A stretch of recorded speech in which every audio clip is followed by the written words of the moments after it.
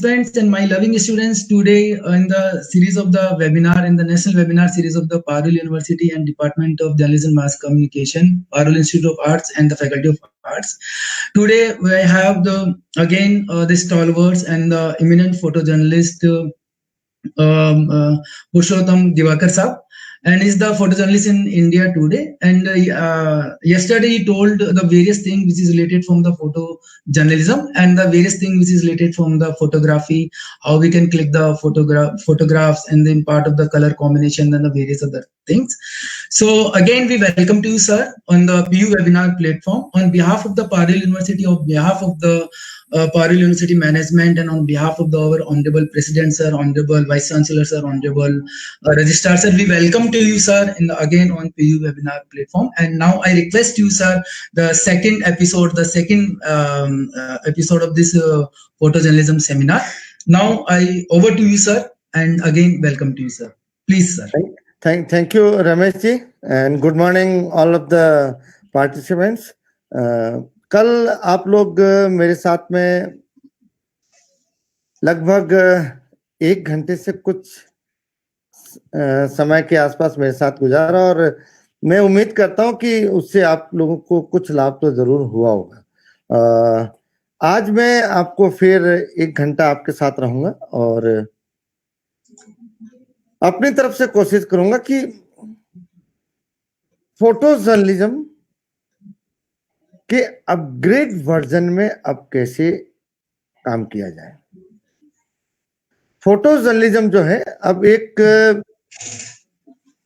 विषय तो है, लेकिन इसका अपग्रेड वर्जन हो चुका है विजुअल लैंग्वेज, जिसके बारे में मैंने कल आपसे बात की थी। और एक सवाल मेरे जहन में अभी तक कल से लेके आज तक गूंज रहा है, जिसका हैमरिंग मेरे ब्रेन में बार बार हो रहा कि क्यों लोग किसी बात को लेके डाउट क्रिएट करने लगते हैं। कल एक सवाल था, नाम मुझे नहीं मालूम है, लेकिन जिन्होंने भी किया कि फोटो जर्नलिज्म के अंदर जॉब अपॉर्चुनिटी आजकल नहीं मिलती, थोड़ा सा मुश्किल काम।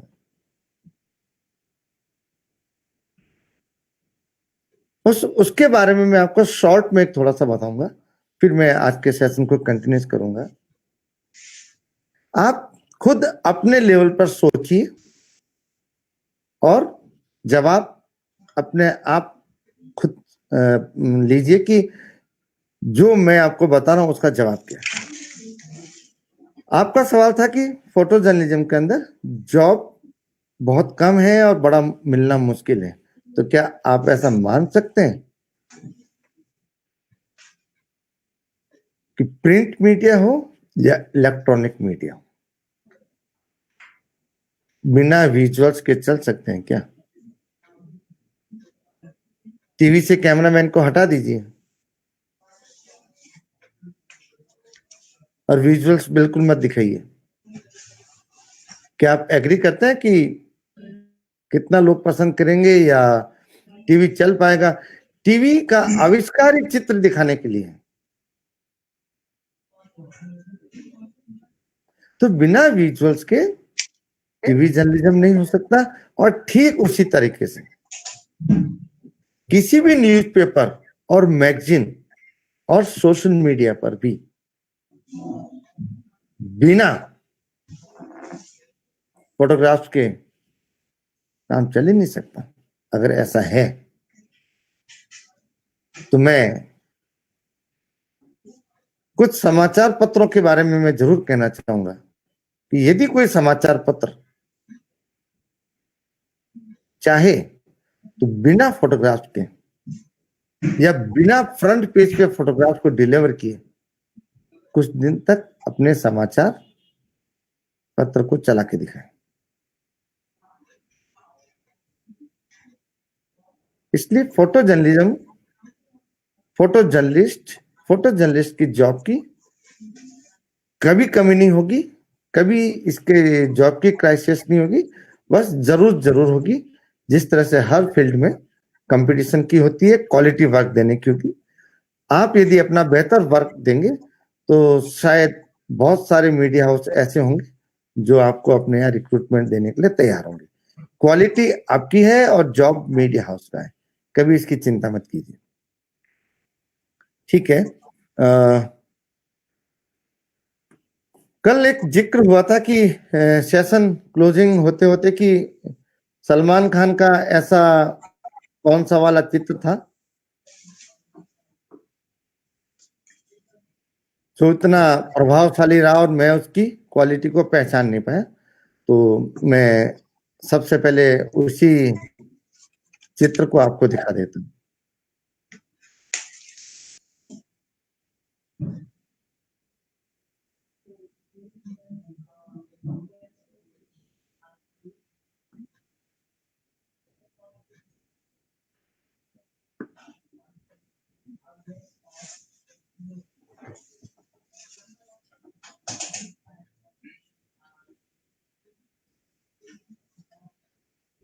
इमेज दिख रहा है आपको?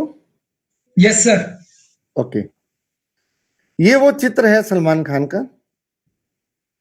इसमें सलमान खान एक डीएफ ऑफिस में कस्टडी में है। उसके आप एक्सप्रेशंस देखिए, उसके पास में जो अधिकारी बैठे हैं उनके एक्सप्रेशंस देखिए, और ये ब्लैक एंड व्हाइट इमेज है।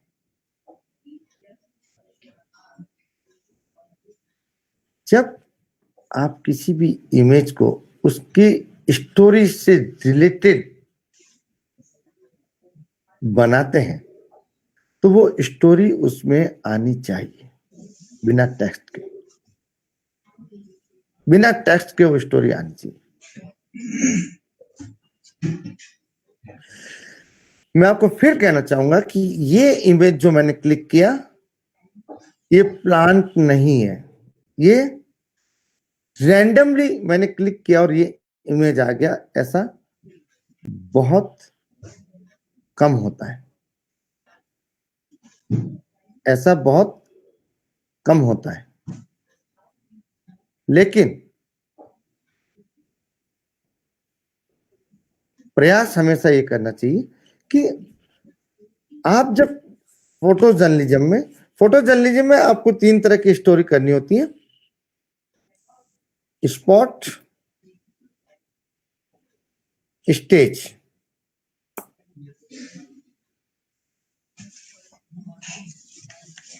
स्पॉट स्टोरी का मतलब कि अचानक कोई घटना हो गई और आपको ऑफिस से जानकारी मिली या कोई इंफॉर्मेशन आपको खुद को मिली कि उस जगह पर, उक्त स्थान पर एक डेमोन्स्ट्रेशन हो रहा है, एक दुर्घटना हो गई है, कुछ चीजें हो गई है, राइड्स हो गए हैं, दंगे हो गए हैं, हैवी रेनफॉल हो गया है। आप इमीडिएटली स्पॉट पे पहुंचोगे और वहां पर जो भी विजुअल्स आपको मिलेंगे उनको आपको कैप्चर करना पड़ेगा। You are the decision maker on spot that time. आप उस समय एक प्लान करके काम नहीं कर सकते। वहां पर जो परिस्थितियां हैं, जो विजुअल्स आपके सामने अवेलेबल है, उन विजुअल्स को आप कैप्चर करें।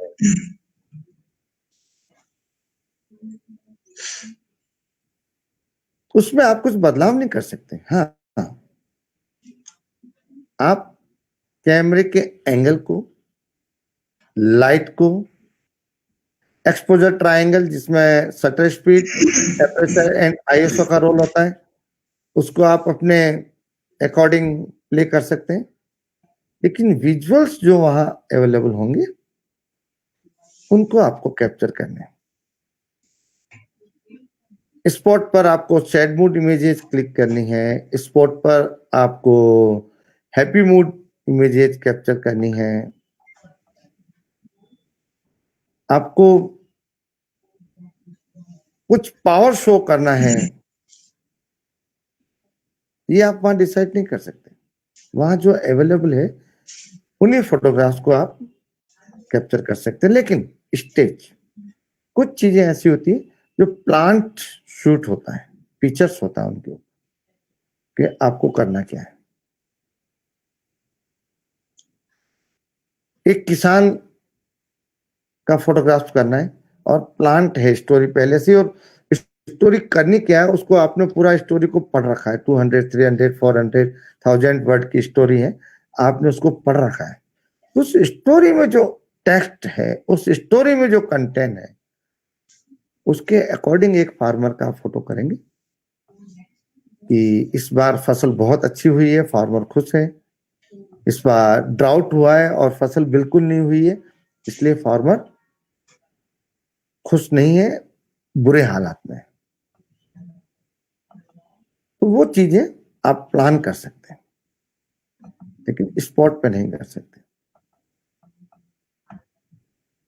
उसके लिए मैं आपको कुछ इमेजेस के एग्जाम्पल और दिखाता हूं।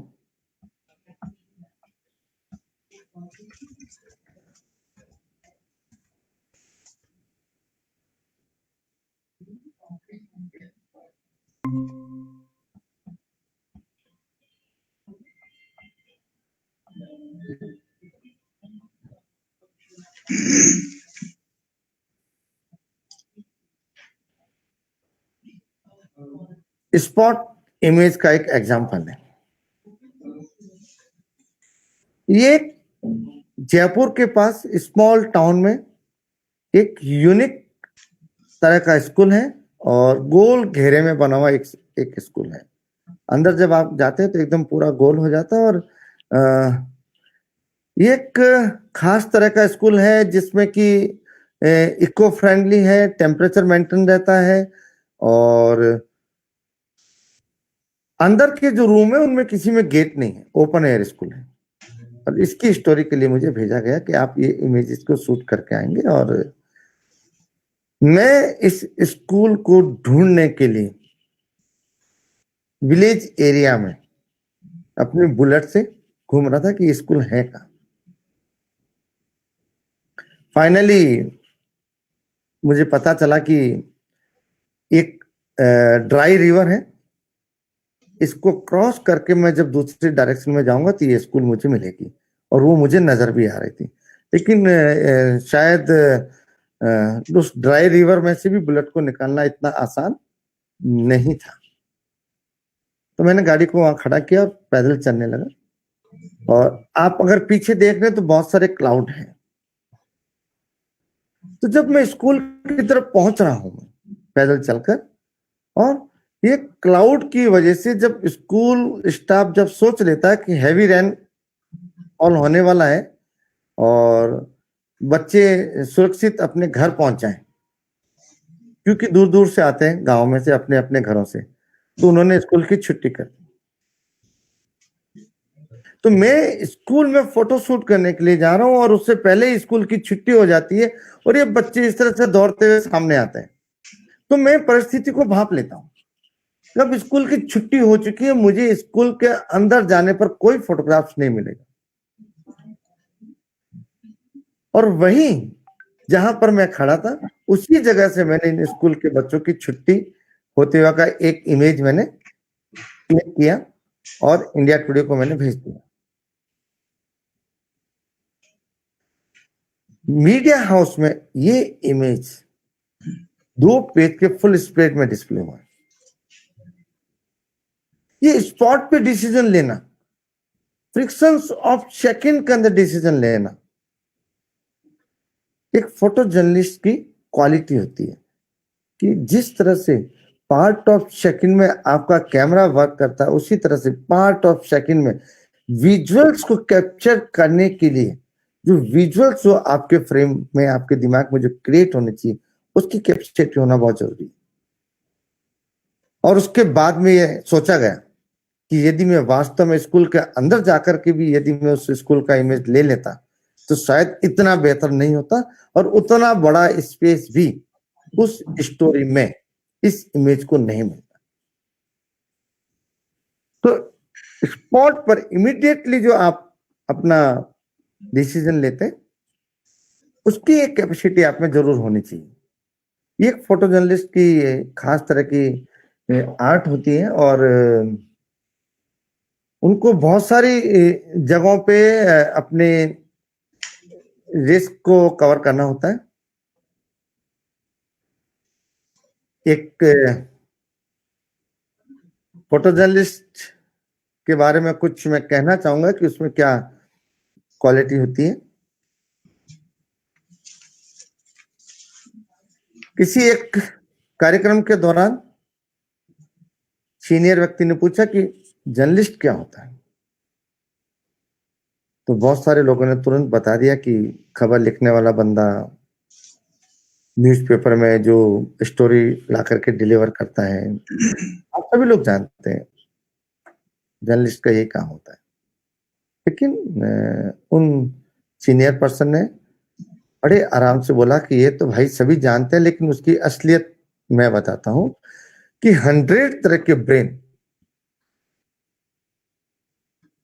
जब एक व्यक्ति में आ जाते हैं तो वो जर्नलिस्ट होता है, क्योंकि वो मेडिकल की भी रिपोर्ट करता है, इंजीनियरिंग की भी करता है, पॉलिटिकल भी करता है, क्राइम भी करता है, सोशल भी करता है। न जाने किन किन लोगों से मुलाकात करनी होती है, किस किस तरह की स्टोरी करनी होती है, और कितने कितने सवाल और कितनी कितनी खोज करनी पड़ती है। वरना बिजनेसमैन सिर्फ अपने बिजनेस के बारे में जानेगा, डॉक्टर अपने प्रोफेशन के बारे में जानेंगे, वकील लॉ के बारे में जानेंगे। हर विषय पर कमान रखना इतना आसान नहीं होता, जबकि एक जर्नलिस्ट सारे विषयों पर अपने विचारों को रखता है स्टडी करके। इसलिए 100 तरह के दिमाग जब एक किसी व्यक्ति में आ जाते हैं तो एक जर्नलिस्ट के कैडर का बंदा होता है। फिर अगला सवाल था कि फोटो जर्नलिस्ट क्या होता है। तो फिर वही भाषा की जो चित्र बाजार से, सोसाइटी से, दुनिया से इकट्ठे करके और समाचार पत्र को डिलीवर करता है, न्यूज़पेपर, न्यूज मैगजीन और डिफरेंट डिफरेंट मीडिया हाउसेस को। That guy is the photo journalist. ठीक उसी के विपरीत अभी जवाब था, जब 1000 लोगों का ब्रेन एक आदमी में आ जाता है तो वो फोटो जर्नलिस्ट होता है। साधारण काम बहुत सारे लोग कर लेते हैं, लेकिन फोटो जर्नलिस्ट के लिए बहुत सारी योग्यताएं होना जरूरी है।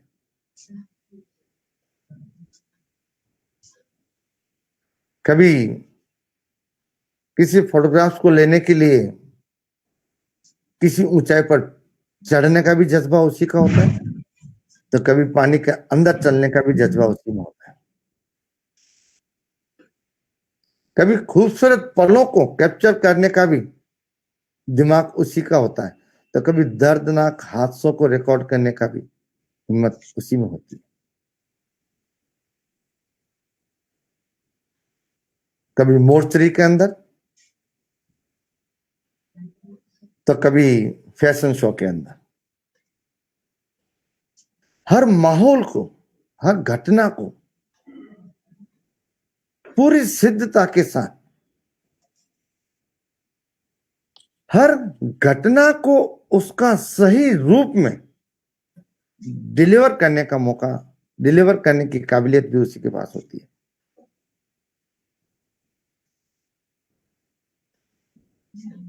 दंगों में कभी अपने आप को एंटी नेशनल सोच वाले लोगों से अपने आप को बचाना भी होता है, क्योंकि कैमरा देखते ही सबसे पहले आइडेंटिफाई होगा कि ये बंदा फोटो जर्नलिस्ट है, ये विजुअल राइटर है। और विजुअल राइटर किसी भी घटना को सत्यापित करता है कि ये जो है वो सत्य है। न्यूज की प्रामाणिकता यदि कोई तय करता है तो फोटोग्राफ होता है।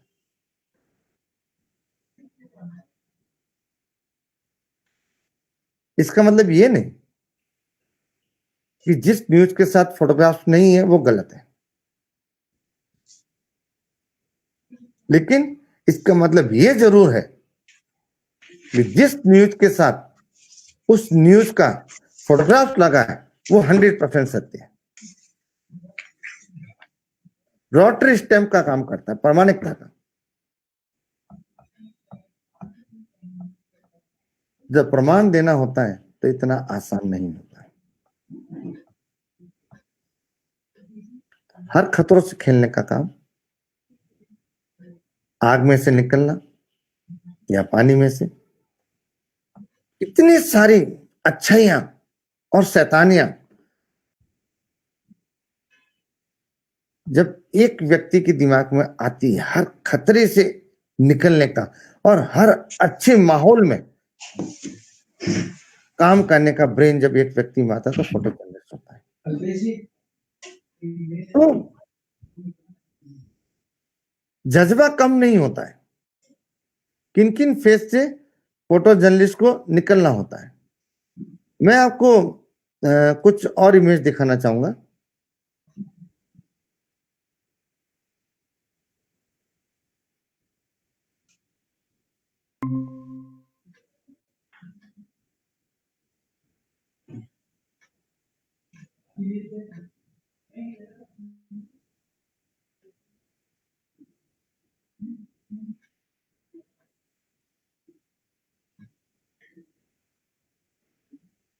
आमतौर पर कहा जाता है कि भगवा कलर जो है वो किसी कम्युनिटी विशेष का कोड है।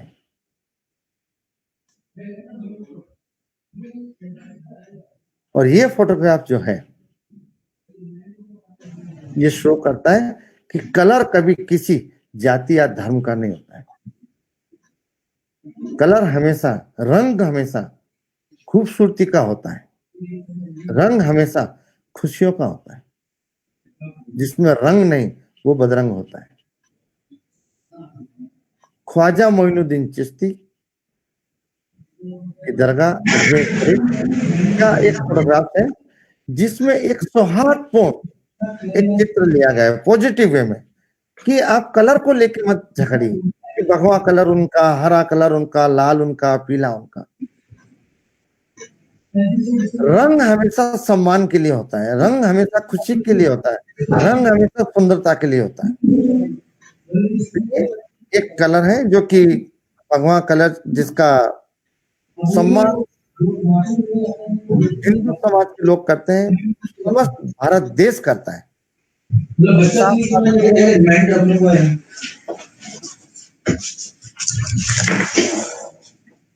साथ साथ में हमारे मुस्लिम भाई भी इस कलर का उतना ही सम्मान करते हैं जिसके बारे में शायद आम लोग इतना ज्यादा नहीं सोचते। अगेन देखिए आप किस तरह से सब लोगों ने केसरिया और हरे दोनों कलर के दुपट्टे लगा रखे। ये देखिए, समाज को हम पॉजिटिव अगर तस्वीर देंगे तो समाज में हमेशा शांति होगी। और यही अगर मैं एक ऐसा इमेज लूं कि गलती से किसी बंदे के पैर के साथ में गलती से बाय डिफॉल्ट जानबूझ के रहे केसरिया कलर आ गया और उस इमेज को अगर मैं डिलीवर कर दूं तो सोसाइटी में आग लग जाएगी कि इन्होंने हमारे कलर का अपमान कर दिया, जबकि जानबूझ के भी ऐसा शायद नहीं किया गया हो। तस्वीरें ऐसी प्रस्तुत कीजिए समाज में जिससे समाज में अच्छाइयां रहें, एक दूसरे के प्रति प्यार और सम्मान बढ़े, समाज में विकास हो, डेवलपमेंट हो। पॉजिटिव वे में कुछ चीजें आप डिलीवर कीजिए।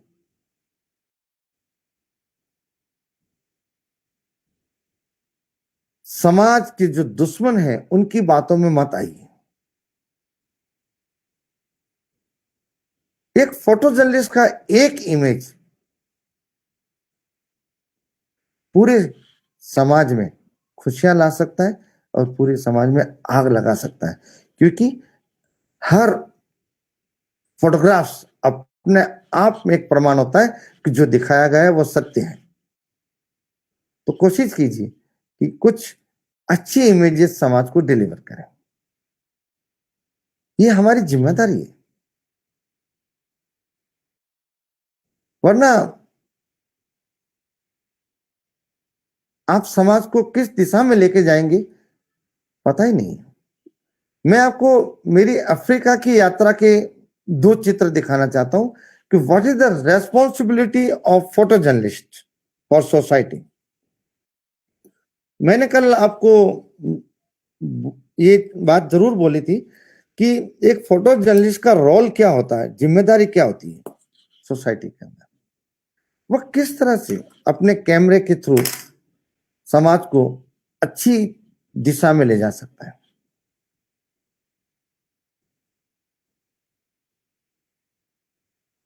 ये फोटोग्राफ्स अफ्रीका का एक देश घाना का है, अफ्रीकन कंट्री है और बहुत ज्यादा हाईली एजुकेटेड और रिच नहीं है कंपेरेटिवली और कंट्री। और ये आपको महसूस भी हो रहा होगा आसपास का एंटायर इंफ्रास्ट्रक्चर देख करके। लेकिन ट्रैफिक का डिसिप्लिन आप देख सकते हैं कि कितना सही तरीके से चल रहा है। उनके सड़क के हालात देखिए, कोई रेड लाइट पॉइंट नहीं नजर आ रहा है आपको, आपको कोई ट्रैफिक पुलिस नजर नहीं आएगा। लेकिन गाड़ियां कितनी डिसिप्लिन में सारे रूल्स को फॉलो करते हुए चल रही है।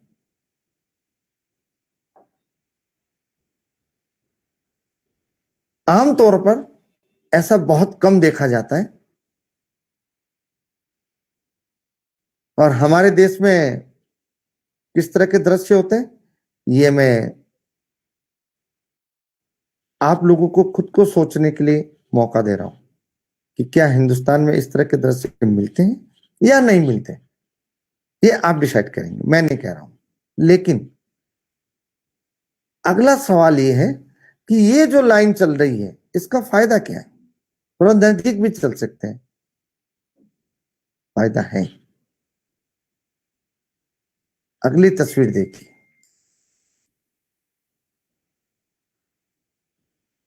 जब एक फायर ब्रिगेड यहां से निकलती है तो किस तरह से गाड़ियां अपना आप साइड दे देती है और बीच का ट्रैक इमरजेंसी ट्रेवल के लिए ऑलरेडी खाली है। Ambulance, VIP movement, fire brigade और एनी मोर। इमरजेंसी ट्रेवल के लिए बीच का ट्रैक ऑलरेडी 24/7 खाली है। लाइक दिस कि इमरजेंसी ट्रैक पर तुरंत एक फायर ब्रिगेड आ गया। इस इमेज का सिर्फ इतना ही कहना है कि इस इमेज को देख करके आपको ट्रैफिक सेंस के बारे में जरूर अवेयरनेस डेवलप होगी कि हमें गाड़ी कैसे चलानी चाहिए। सिर्फ कार नहीं होनी चाहिए आपके पास में, कार के साथ साथ संस्कार भी होना चाहिए। सिर्फ कैमरा नहीं होना चाहिए आपके हाथ में फोटो जर्नलिज्म के लिए, कैमरे के साथ साथ जिम्मेदारियां भी होनी चाहिए कि आप समाज को दिखाना क्या चाहते हैं। तो एक फोटो जर्नलिस्ट जिस तरह की तस्वीरें समाज के सामने प्रस्तुत करेगा, समाज उसको देखेगा, उसको लर्न करेगा, उसको फॉलो करेगा। क्योंकि आज भी पूरा विश्व जर्नलिज्म और खासतौर से फोटो जर्नलिज्म की बहुत रेस्पेक्ट करता है और उन पर बहुत ज्यादा भरोसा भी करता है। मैं आपको कुछ और इमेज दिखाना चाहूंगा।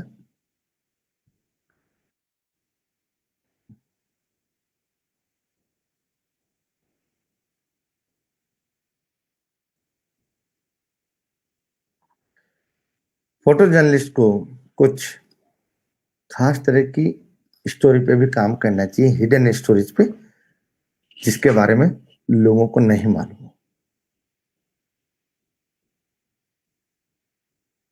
आप इस चित्र को देख करके सोच रहे होंगे कि ये है क्या। एक बंदा कुछ ब्रास के बर्तन बना रहा है। ठीक है, कोई नई बात नहीं, पूरी दुनिया में बनते आ रहे हैं। लेकिन बनाने के लिए टूल क्या यूज कर रहा है। एक हथौड़ी है, लेकिन हथौड़ी के नीचे जो एक लोहे का जो बेस नजर आ रहा है, ये सामान्य लोहा नहीं है। ये बॉम्ब शेल है, बॉम्ब शेल। और लद्दाख का ये चित्र है। लद्दाख में लेह के तो आगे चलने के बाद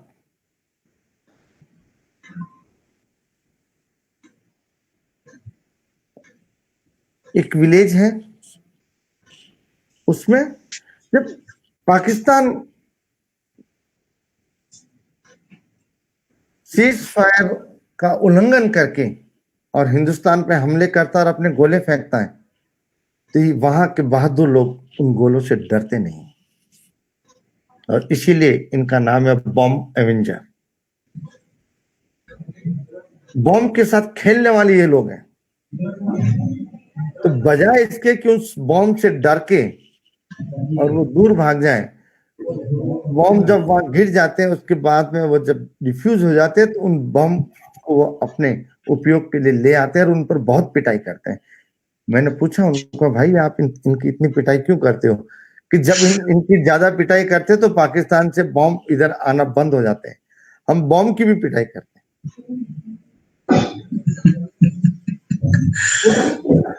तुर्तुक करके विलेज है, आप अगर गूगल पर सर्च करेंगे तो तुर्तुक विलेज के बारे में आपको जरूर मिलेगा, because that village is very close to PoK. पिछले साल कुछ खास स्टोरी के लिए मैं लेह लद्दाख की यात्रा पे था और उस दौरान इन लोगों से हमारी मुलाकात हुई।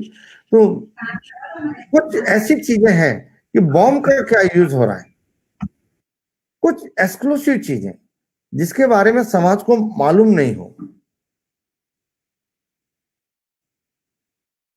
और अब मैं आपको अफ्रीका के कुछ चित्र दिखाता हूं कि वहां का ट्रांसपोर्ट का स्टाइल क्या है। अफ्रीका में कांगो करके एक कंट्री है, अफ्रीका के कुछ देशों में मैंने यात्रा की, उसमें से ये कांगो का एक चित्र है। किस तरह से कार के अंदर कुछ लोग ट्रेवल कर रहे हैं।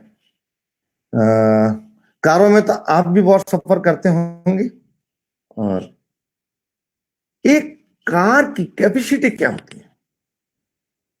अक्सर हम बोलते हैं 4 सीटर, 5 सीटर, 7 सीटर। कुछ ज्यादा लोग बैठ जाते तो हम सोचते हैं अरे नहीं नहीं, वजन ज्यादा हो गया, ओवरलोड होगी, गाड़ी ठीक से नहीं चलेगी, इंजन खराब हो जाएगा, माइलेज कम हो जाएगा, पता नहीं बहुत सारी चीजें होती हैं। लेकिन कार को कैसे उपयोग कर रहे हैं कांगो के लोग, ये दृश्य देखिए।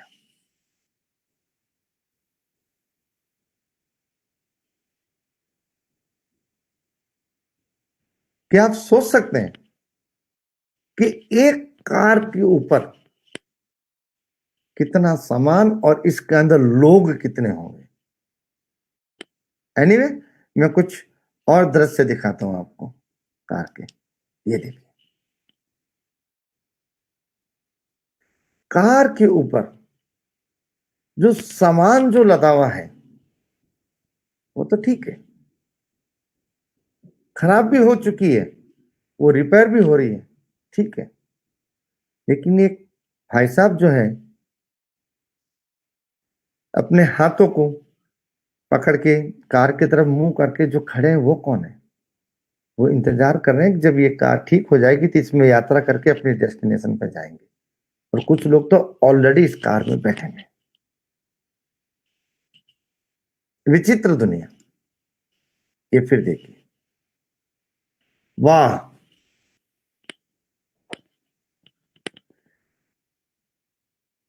कार तो कार, हम तो मोटरसाइकिल को भी ऐसे ही काम में लेते हैं। एक दृश्य नहीं होगा, अनेकों। शायद देखते देखते आप थक जाएंगे और दिखाते दिखाते मेरा समय पूरा हो जाएगा। तो ये खास तरह की यूनिक चीजें जो हैं,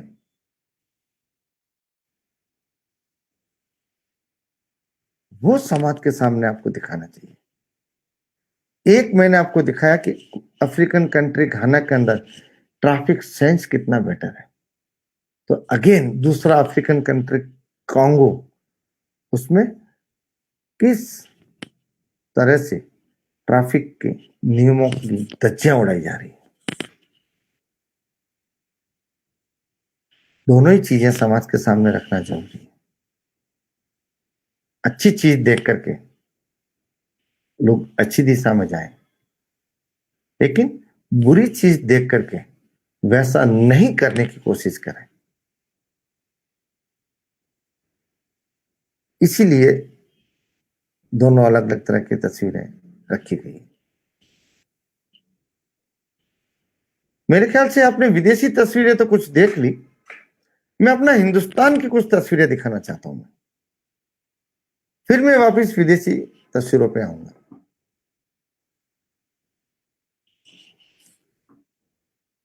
हिंदुस्तान की कुछ तस्वीरें दिखाने के बाद मैं डॉक्टर साहब से अनुरोध करूंगा, रमेश जी से, कि वो मुझे बताएं कि और क्या विषय देखना चाहते हैं। ये एक मेरा खूबसूरत हिंदुस्तान है, लेह, और इस कंप्लीट फोटोशूट का जो नाम है वो है मिल्की वे। दूध का रास्ता, सफेद दूध की तरह चमकता हुआ रास्ता, और इसी दूध की तरह चमकते हुए रास्ते में हमारी फौज 24 घंटे खड़े रहकर दुश्मनों से हमें बचाए रखती। इन दिनों में आप भारत और चाइना के बीच जो कुछ भी चल रहा है उसके बारे में जरूर कुछ खबरें सुन रहे होंगे, जरूर उसकी आपको पूरी जानकारी होगी। इसी इलाके के कुछ फोटोग्राफ्स हैं कि किस तरह से हमारे देश के सिपाही बर्फीले इलाके में रह करके काम करते हैं। ये फोटोग्राफ हिमाचल का है, ब्यूटी ऑफ इंडिया। ये फिर एक हिमाचल का फोटोग्राफ है, ये फिर एक हिमाचल का फोटोग्राफ है, अगेन ये हिमाचल का फोटोग्राफ है कि किस तरह से चारों तरफ बर्फ और बीच में कुछ चुनिंदा मकान अगर आपको नजर आ रहे हो तो।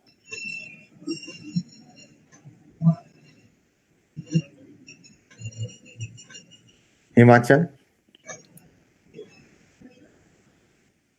हिमाचल, हिमाचल। अभी मैंने किसी का माइक्रोफोन ऑन है मेरे ख्याल से। ये देखिए, अभी मैंने कुछ समय पहले आपसे चर्चा की थी कि एक फोटो जर्नलिस्ट को किन किन कठिन रास्तों से गुजरकर और फोटोग्राफ्स मिलता है। किन किन कठिन रास्तों से गुजरकर, आसान नहीं होता है। इसलिए आपका फिजिकल फिटनेस और ब्रेन हमेशा इतना मजबूत होना चाहिए कि किसी भी रास्ते को पार करने में आपको कोई दिक्कत नहीं आए। एक एक्सक्लूसिव खास तरह का असाइनमेंट था जिसका नाम मैं अभी इस प्लेटफॉर्म पर शेयर नहीं कर सकता।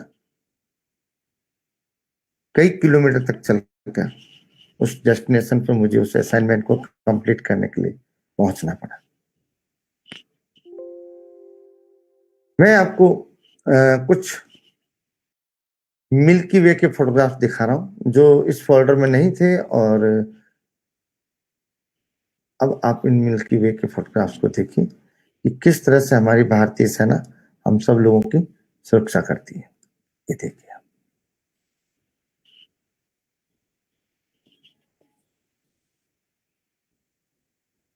कितने लोग इस तरह के वातावरण में जाकर के फोटो जर्नलिज्म कर सकते हैं, और कितने लोग आमतौर पे शूट पे जा सकते हैं पता नहीं।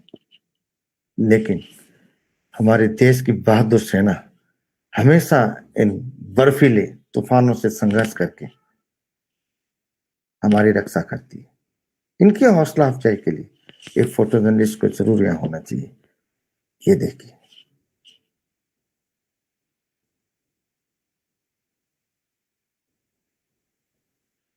आसान नहीं होता है इन रूट पर चलना, और आसान नहीं होता है यहाँ जाकर के फोटो शूट करना। करते ही नहीं।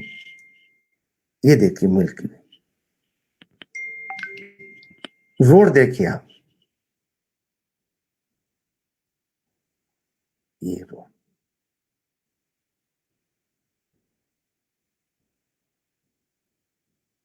इसी सड़क से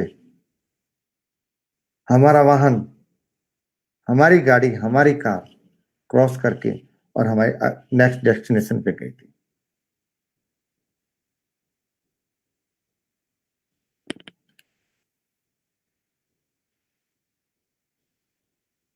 अगेन देखिए,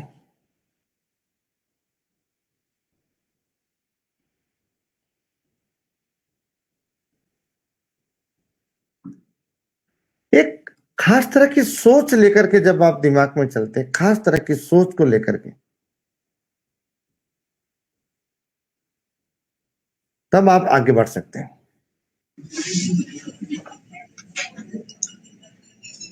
क्या आप इस चीज को मानते हैं? बिना किसी फोटो जर्नलिस्ट के, बिना किसी प्रोफेशनल या बिना किसी एक्सपर्ट के इस तरह के फोटोग्राफ किसी भी मीडिया हाउस तक पहुंच जाएंगे?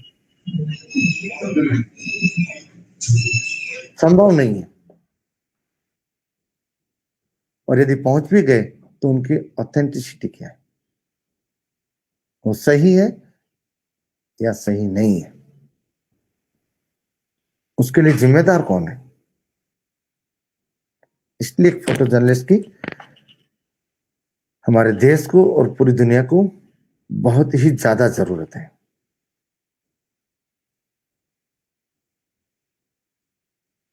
अगला फोटो आपको दिखाने से पहले मैं जरूर पूछना चाहूंगा कि ये फोटोग्राफ जो है,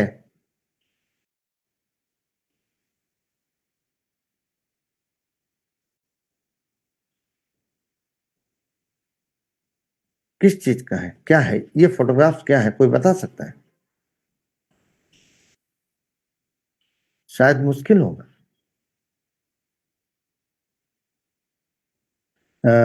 अगर डॉक्टर साहब या कोई और फैकल्टी मेरी आवाज को ठीक से सुन पा रहे हैं तो मैं किसी एक से जवाब जरूर चाहूंगा कि ये फोटोग्राफ क्या है। उसके बाद में मैं इस पूरे चैप्टर को मैं बताऊंगा। सिर्फ एक रेस्पेक्टेबल मेंबर मुझे रिप्लाई दे दे कि इस दृश्य को देख के आपको क्या लगता है। Sir, I think they are making model of a truck. Yeah, good. Thank you. Any more?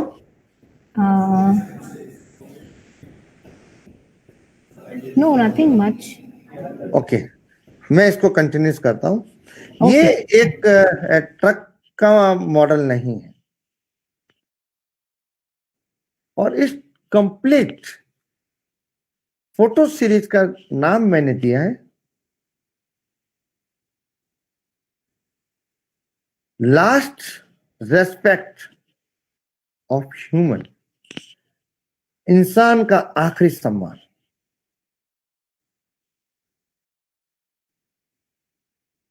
ये सारे कॉफिन हैं, ताबूत। आदमी की डेथ हो जाने के बाद जिस व्यक्ति की डेथ हो रही है, हो चुकी है, उसके प्रोफेशन से रिलेटेड उस कॉफिन में उस बंदे को शमशान तक ले जाया जाता है। यदि किसी ट्रक ड्राइवर की डेथ हो जाएगी तो ये उस ट्रक ड्राइवर का कॉफिन है, और ठीक उसके पीछे एक टेल्कम पाउडर का डिब्बा खड़ा हुआ नजर आ रहा है।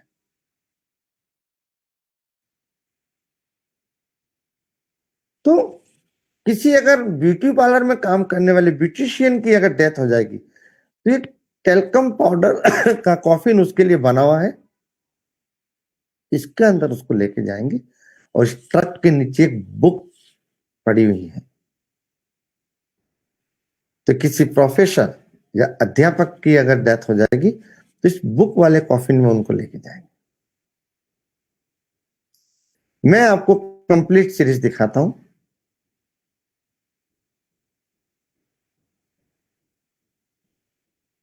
ये देखिए, ये जो आपको एक टेल्कम पाउडर का जो डिब्बा दिख रहा है, ये ब्यूटिशियन के लिए है। हाँ, आपने सिनेमा हॉल में फिल्में बहुत देखी होगी। अब तो डिजिटल का जमाना है, पहले रोल चला करते थे और प्रोजेक्टर हुआ करते थे। तो उस प्रोजेक्टर ऑपरेट की यदि डेथ हो जाती है तो इस प्रोजेक्टर की डिजाइन के कॉफिन में उसको लेके जाएंगे। वाह, देखिए पूरा शोरूम ही है कॉफिन का। आइए और अपनी पसंद का कॉफिन अपने प्रोफेशन और अपने रिलेटिव की रेस्पेक्ट के अकॉर्डिंग लेके जाइए। पढ़िए नाम क्या लिखा हुआ है।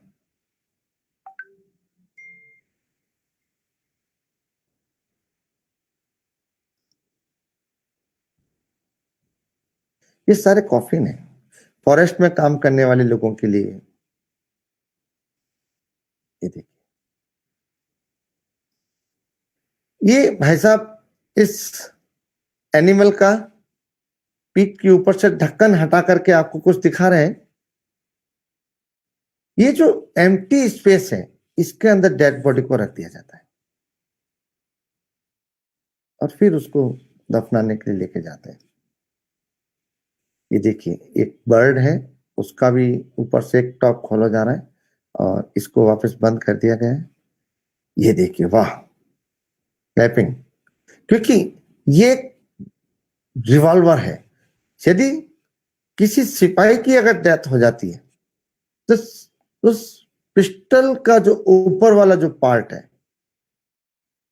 उसका जो नली जिसमें से बुलेट निकलती है, वहां से कवर ओपन हो रहा है और ये भाई साहब इस कवर को ओपन करके दिखा भी रहे हैं आपको।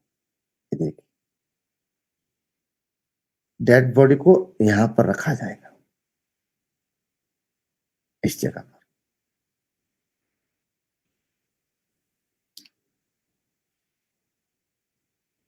और ये बंद हो गया और ये कॉफिन, वाह। अगर हम प्रेस करने वाले धोबी हैं तो उसके लिए भी है। Sorry sorry, I am sorry, ये प्रेस का नहीं है, ये मैसन वर्क करने वाले जो कारीगर होते हैं उनके लिए बना हुआ है। फोटोग्राफर के लिए भी है। चिंता की जरूरत नहीं है कि सम्मान उनका नहीं होगा, किसी भी सूरत में नहीं, किसी भी सूरत में नहीं। यदि फोटो जर्नलिस्ट और एनी फोटोग्राफर की अगर डेथ होती है तो इस तरह के कॉफिन में उनको ले जाया जाएगा। वाह, राइटर, जर्नलिस्ट, उनके लिए पेन भी डिजाइन है।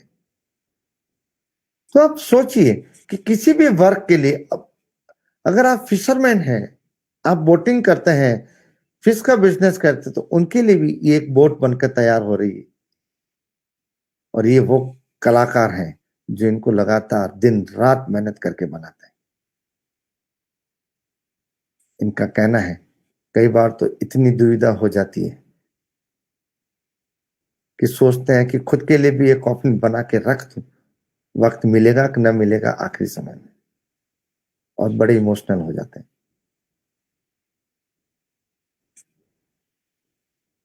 Cocoa pot, cocoa beans, cocoa farmer जो होते हैं, जो कोको बीन्स हमारे लिए लगाते हैं, और कोको पॉट इसके अंदर होता है, तो कोको फार्मर के लिए इस तरह के कॉफी।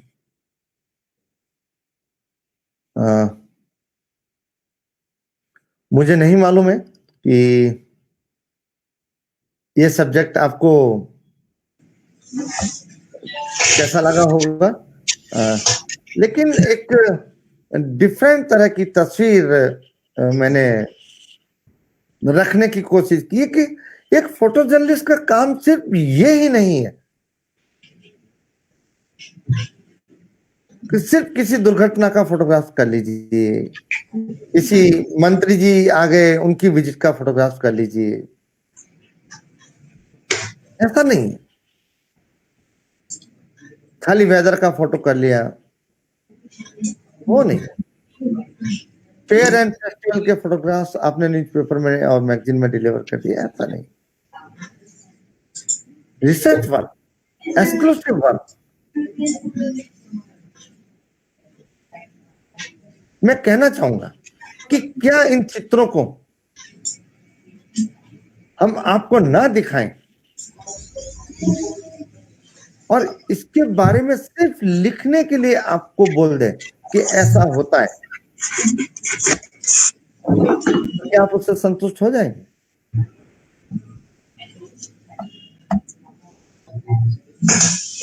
जो भी फैकल्टीज मेरी आवाज को सुन रहे हैं, जो भी रेस्पेक्टेबल मेंबर मेरी आवाज को सुन रहे हैं, मैं उनसे एक रिक्वेस्ट चाहूंगा कि वो अपना एक ओपिनियन दे कि इस तरह के फोटो फीचर सोसाइटी में क्या वैल्यूबल है, क्या ये फोटो जर्नलिज्म का एक बेहतर एग्जांपल है? Definitely sir, we are agreed with you. तो role of photo journalist society के अंदर जो है वो क्या है? Role of photo journalist society के अंदर ये होता है कि वो दुनिया की वो विचित्र बातें जिनके बारे में लोग नहीं जानते वो सोसाइटी के सामने रखें, और वो भी वो चीजें जो अच्छी हो और पॉजिटिव हो।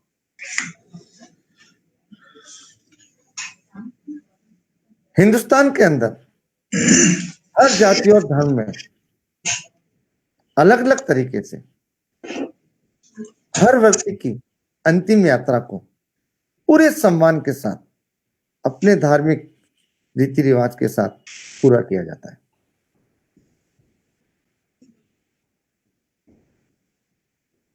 लेकिन उन सारी परंपराओं को मानते हुए, उन सारे रस्म और रिवाज को मानते हुए, उन सारे धार्मिक प्रथाओं का सम्मान करते हुए हम कुछ और भी अधिक सम्मान बढ़ने वाली चीजें इन अच्छी चीजों को देख के कर सकते हैं। ये मैसेज जो है इन फोटोग्राफ्स में है, और समय की कमी है इसलिए मैं आपको एक और फोटो फीचर आपको दिखाना चाहूंगा, क्योंकि जहां तक कल के सेशन के बाद हमारी जो चर्चा हुई उसमें ये था कि आज मैं फोटोग्राफ्स कुछ ज्यादा दिखाऊं, और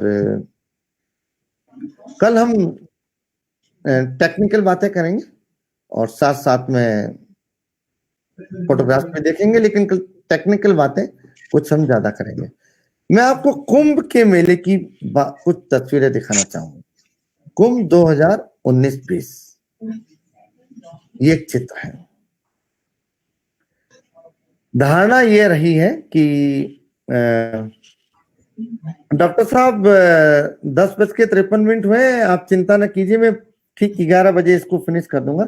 ऐसी मेरी यस सर, कोई दिक्कत नहीं है सर, आप टाइम ले सकते हैं। 2-3 मिनट हम ऊपर भी लेंगे, कुछ 2-3 सवाल हैं स्टूडेंट्स के, वो भी हम आपसे साझा करेंगे सर। तो मैं इस फीचर को मैं फास्ट कंप्लीट करता हूँ।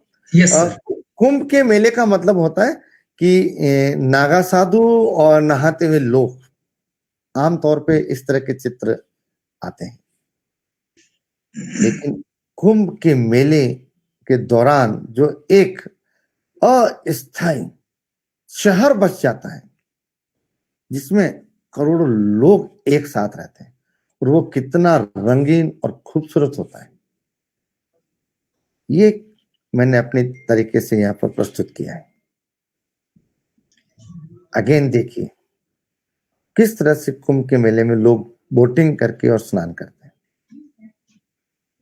प्रयागराज का कुंभ है ये 2019-20। किस तरह से एक खूबसूरत गांव को मैंने थोड़ा सा टाइट फ्रेम में शूट किया, और ये सारे एरियल शूट है हेलीकॉप्टर से लिए हुए। कल मैं आपको हिंदुस्तान सहित दुनिया के अन्य जगहों से भी जो एरियल शूट्स जो हमने लिए हैं उनके बारे में मैं आपको कुछ चित्र दिखाऊंगा।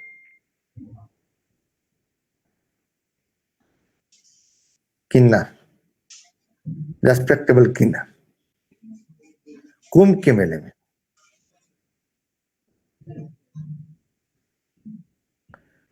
मेले में अपने कैंप से निकलकर एक किसी खास डेस्टिनेशन पर जाते हुए एक किन्नर।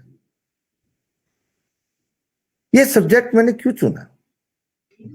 इसलिए कि सामान्य साधु संत जितने भी हैं हमारे देश में, उन सब के चित्र मेरे सहित सभी लोग ले रहे हैं और दुनिया तक पहुंच भी रहे हैं। एक कुछ अच्छे और शालीन किन्नर भी इस मेले में पार्टिसिपेट कर रहे हैं। ये दिखाना भी समाज के लिए बड़ा महत्वपूर्ण है, इसलिए मैंने इन पर फोकस किया, क्योंकि आमतौर पे कुंभ के मेले में किन्नरों पर कोई फोकस कम ही कर पाते हैं। किस तरह से लोग किन्नर गुरु को चरण स्पर्श कर रहे हैं। बेबी नागा साधु,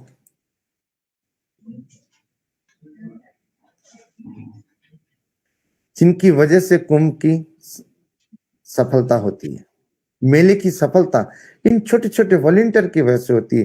पल पल में दौड़ दौड़ के लोगों को एक एक कप चाय पिलाना। नागा साधुओं की दीक्षा, baby Naga sadhu, again the small village, colours in Pushkar, colours in कुंभ।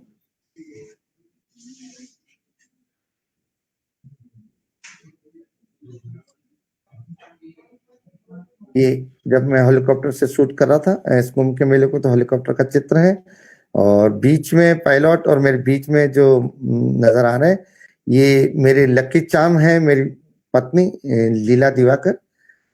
अक्सर मेरे हर असाइनमेंट पर ये मेरे साथ होती है। इनके बिना मुझे याद नहीं आता कि मैं कहीं किसी एक्सक्लूसिव असाइनमेंट के लिए गया हूं। और मेरी सारी सफलताओं का जो की है वो यही है। ये इतना पॉजिटिव है मेरे लिए, पूरी दुनिया के लिए। अगर आप भी कभी मिलेंगे तो आप जरूर महसूस करेंगे कि किसी इंसान की पॉजिटिविटी क्या होती है। लीला दिवाकर मेरी पत्नी जो आपको मेरे साथ नजर आ रही है। ये मैंने आपको एक शॉर्ट में एक फोटो फीचर आपको दिखाया है। दिखाने को तो बहुत कुछ है, लेकिन डॉक्टर साहब कुछ सवाल लेंगे और कल मैं और अच्छे तरीके से आपको कुछ टेक्निकल चीजें आपको बताऊंगा, जो कि फोटो जर्नलिज्म जब आप करेंगे तो आपके लिए बड़ा उपयोगी रहेगी। और मैं आपको अगेन एक बार फिर कहना चाहूंगा कि बिना फोटो जर्नलिज्म के समाज में जर्नलिज्म शायद पूरा नहीं है। सवाल है शरद गंगवार, उनका सवाल है कि आपके अनुसार पत्रकारिता के क्षेत्र में नैतिकता व प्रतिबद्धता का क्या स्थान है? नैतिकता हर काम में होनी चाहिए, खाली पत्रकारिता नहीं। और नैतिकता का स्थान हमेशा सर्वोच्च होना चाहिए, लेकिन ये किसी कानून से तय नहीं हो सकता। इसको तय व्यक्ति विशेष को स्वयं को करना होता है। कई बार मेरे को ऐसी जगहों पर फोटोशूट करने के लिए जाने का मौका मिलता है, लेकिन उन जगहों पर पहुंचने के बाद मैं स्वयं डिसाइड करता हूं कि यहां फोटोग्राफ लेना मेरे राष्ट्र के हित में है या नहीं। और हम यदि हमारे एक भी चित्र किसी खास स्थान विशेष का यदि मुझे लगता है कि मेरे राष्ट्र की सुरक्षा एवं शांति को नुकसान पहुंचाएगा, तो मैं बिना किसी कानून के दबाव के मैं स्वयं ही निर्णय लेता हूं कि ये फोटोग्राफ मैं रिकॉर्ड ही नहीं करूंगा। तो नैतिकता हमेशा किसी भी काम में सर्वोच्च होती है और जर्नलिज्म में भी सर्वोच्च होती है, लेकिन कानून से अधिक ये है कि व्यक्ति खुद तय करे कि वो कितनी ईमानदारी से अपनी जिम्मेदारी को निभा रहा है। अब दो सवाल है रीता दीवान के। उनका पहला सवाल है कि what is the difference between the job of a photo journalist and reporter editor in media house? दूसरा उनका सवाल है, in there any role of the image manipulation in journalism, does it affect the credibility of the journalism? Okay, बड़ा सामान्य से सवाल है ये। फोटो जर्नलिस्ट और रिपोर्टर की जॉब में बहुत कम अंतर है। सिर्फ इतना ही है कि रिपोर्टर टेक्स्ट के थ्रू स्टोरी लिख रहा है और फोटो जर्नलिस्ट जो है इमेज के थ्रू स्टोरी लिख रहा है। Both are the writer, one is the visual writer and one is the text writer, और दोनों ही समाज के लिए अच्छा काम कर रहे हैं। लेकिन जो मोटे तौर पे जो फर्क है, फोटो जर्नलिस्ट को जब अपने फील्ड में काम करता है तो अपने ब्रेन को बहुत ज्यादा एक्टिव रखना पड़ता है, क्योंकि उसको रीशूट के ऑप्शंस नहीं मिलते। जो इमेज आपने एक बार क्लिक कर दिया, that is the final image. यदि आप खबर लिख रहे हैं, यदि लिखने में यदि आप कुछ उसको अपग्रेड करना चाहते हो तो आप उसको एडिट कर सकते हो, जबकि फोटोग्राफ में ऐसा नहीं है। जो शॉट आपने क्लिक कर दिया, दैट इज द फाइनल, और उसमें आपकी जिम्मेदारियां एक रिपोर्टर से कई ज्यादा बढ़ जाती है कि समाज को आप चित्र क्या उपलब्ध करवा रहे हैं। ये तो हो गया रिपोर्टर और फोटो जर्नलिस्ट के काम में फर्क क्या है। और फोटो जर्नलिस्ट जो है उसके लिए एक और महत्वपूर्ण रोल है, तो ऑलवेज फिजिकल फिट और रेडी टू शूट होना चाहिए 24/7। टाइम की पंक्चुअलिटी होनी चाहिए उसके पास में, और बहादुर इतना रहे कि किसी भी मूवमेंट को कैप्चर करने में उसके हाथ पैर घबराए नहीं। ये उसकी खास तरह की खासियत होती है। इसके आपने ये सब्जेक्ट उठाया है तो कल मैं उसके बारे में 3 से 5 मिनट का डिटेल ब्रीफ दूंगा, क्योंकि 11:02 हो चुके हैं। और एडिटर जो है उसके और फोटो जर्नलिस्ट के रोल में एक फर्क है कि editor is the boss of newspaper और मैगजीन। वो डिसाइड करता है कि कौन सी स्टोरी करने के लिए फोटो जर्नलिस्ट को जाना है, और वो उसी के ऑर्डर को फॉलो करते हुए वो स्टोरी करने के लिए जाते हैं। लेकिन कई बार ऐसा होता है कि एडिटर डेस्क पर बैठकर कुछ कल्पनाएं कर लेते हैं कि वहां पर इस तरह की इमेजेस आपको मिलेंगे, आप वैसा शूट करके आए। लेकिन जरूरी नहीं है कि वो जो टेबल पर बैठकर, एक बड़े मीडिया हाउस के सेंट्रल टेबल पर बैठकर, एक मेट्रो सिटी की टेबल पर बैठकर जो कल्पनाएं की जाती है कि वहां एक फोटो जर्नलिस्ट को भेजे और वहां से ये विजुअल्स मिल जाएंगे, कई बार वो गलत होते हैं। क्योंकि स्पॉट पर जो होता है उसी को मालूम होता है लाइट क्या है, सिचुएशन क्या है, सब्जेक्ट क्या है, और उनको शूट क्या करना है, ट्रैवल कैसे कर रहे हैं, कौन लोग हैं, उनके आसपास खतरा कितना है, क्या वो उन चीजों को करने के लिए सक्षम है भी कि नहीं। ये सारी चीजें स्पॉट पे डिसाइड होती। तो ऑरेबल boss is the boss. Story ideas होते हैं, मास्टरमाइंड होते हैं, मैं हमेशा उनकी रेस्पेक्ट करता हूँ। लेकिन एक जरूर बताना चाहूंगा कि जब स्पॉट पे बंदा पहुंचता है एक फोटो जर्नलिस्ट, तो फाइनल ऑथोरिटी वही होता है और उसी को मालूम हो रहा होता है कि यहाँ अवेलेबल क्या हो रहा है। और जो एडिटर होते हैं नो डाउट मास्टरमाइंड होते हैं और एक बेहतर स्टोरी बनाने के लिए अपनी टीम को तैयार करते हैं और उनको गाइडेंस देते हैं। Thank you very much, sir. We crossed the 4 minutes, and I think that we have the another session in the university on the same webinar platform. And thank you very much, sir. You covered a lot of the things with your photographs. हमने घाना की भी यात्रा की, तो लेह लद्दाख भी आप हमें ले चले, कुंभ दर्शन भी आपने कराया, तो आपने लास्ट रिस्पेक्ट तो ह्यूमन का सीरीज भी हमें दिखाया। इतना ही नहीं, आपने कार के अंदर रहकर संस्कारों को नहीं छोड़ने की बात भी कही, तो कैमरे के साथ में जिम्मेदारी निभाने के लिए भी आपने कहा। और एक फोटो जर्नलिस्ट को समाज में किस तरीके से अपनी भूमिका को अदा करना चाहिए उससे मैं भी वाकिफ कराया। और फोटो जर्नलिस्ट के जो रोल है, रेस्पॉन्सिबिलिटीज हैं, उनको भी आपने अपने चित्रों के जरिए बखूबी तौर से जो परोसा है वो एक काबिले तारीफ है। और काबिले तारीफ ही नहीं बल्कि वो एक ऐसा जो आपने जो चित्रण किया है, अपने सारे जो फोटोग्राफ से अनुभव है उनके साथ में हमें दिखाया है, उससे जरूर ही पत्रकारिता के जो शिक्षक हैं, जो नौसिखिया पत्रकार हैं, जो अभी जिन्होंने पत्रकारिता के क्षेत्र में एंट्री ली है, साथ में जो पत्रकारिता के विद्यार्थी हैं वो भी उससे काफी लाभान्वित होंगे। तो मैनी थैंक्स सर, बहुत बहुत धन्यवाद आपका। आपने आज जो वेबिनार सीरीज की जो दूसरे एपिसोड में या दूसरा जो वेबिनार अपना फोटो जर्नलिज्म पे रहा है, इसमें आपने फोटो जर्नलिज्म से रिलेटेड काफी अच्छी बातें बताई, आपने अपना अनुभव शेयर किया, उसके लिए हम आपके बहुत बहुत आभारी हैं, हम आपका धन्यवाद देते हैं। On behalf of the Parul university we thank you to you sir, on behalf of the Parul university management and on behalf of the honourable president sir, vice chancellor sir and registrar sir, we thankful to you sir, and we want to see you again and again, and tomorrow we also see you in this connection in the third episode of this webinar.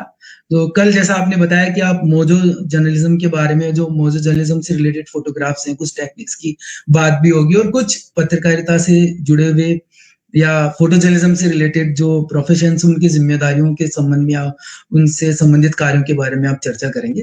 तो बहुत बहुत धन्यवाद sir. I also thank to our technical team and technical team members. जब भी हम उनसे request करते हैं वो हमारे लिए सारे अरेंजमेंट्स करते हैं और बेहतरीन तरीके से हम इस वेबिनार प्लेटफॉर्म पे वेबिनार हैं वो आयोजित करते हैं। तो thank you very much sir, again thank you very much sir, thank you sir. कल का सेशन बहुत मुझे लगता है कि इन 2 दिनों से बेटर होगा, क्योंकि कल मेरा छुट्टी है और उसके लिए मैं ठीक ठाक से तैयारी करके आऊंगा और कल मिलते हैं। Thank you. नहीं सर, ये दोनों सेशन भी बहुत अच्छे ही रहे हैं और बहुत अच्छे नहीं, मैं कहूँगा कि बेस्ट रहे हैं। ऐसा नहीं है कि कहीं ऐसा झलका ही नहीं कि आपने बिना तैयारी के या कुछ कहो, लेकिन तैयारी की वजह से जरूरत भी नहीं, क्योंकि 25 साल का अपना अनुभव, आपका जो अनुभव है वो अपने आप में एक बहुत बड़ी तैयारी है सर। तो ऐसा नहीं है सर, दोनों ही सेशन बहुत अच्छे रहे और काफी सारे कमेंट्स भी मेरे पास में आ रहे, स्टूडेंट्स, टीचर्स हैं, फैकल्टी हैं, जर्नलिस्ट हैं, वो काफी सारे मैसेजेस मेरे पास आ रहे हैं और ऐसा नहीं रात तक आ रहे हैं और रेगुलर है वो। इस जो वेबिनार सीरीज की काफी सराहना भी मुझे सुनने को, देखने को, पढ़ने को समय समय पर मिल रही है सर। तो thank you very much sir, thank you very much, thank you sir, thank you, bye. Thank you very much, bye sir, bye sir.